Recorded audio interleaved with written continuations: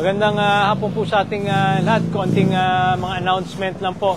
So yung mga, alam ko maraming basura po, pero unahin muna natin yung mga basura sa kalye. Nakita niyo po, napakaraming basura sa kalye. So yung mga truck po, yung residential na mga household na waste, wala munang hahakot ngayon. So pakiusap, huwag muna tayong maglabas ng household waste po ngayon dahil unahin po natin yung mga basura sa kalye. At syempre, wala pa rin pong pasok bukas po. Okay, so ingat pa rin po tayo dahil mamaya ay high tide pa rin po 2.0, pero hopefully hindi na ganun kalakas ng hangin po.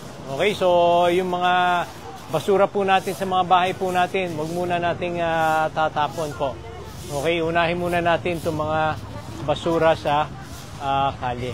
So, ingat po tayong lahat. Ayan po. At siyempre maraming salamat rin po sa mga kasama po natin na patuloy na naglilinis po. Okay, mga volunteers po natin. At isa kuryente, tinawag na po natin sa Meralco, yung mga ibang areas na wala pang kuryente po. So, mag-message lang po tayo kung meron pang mga area na wala pa pong kuryente. Okay, so ingat po tayong lahat. Ayan.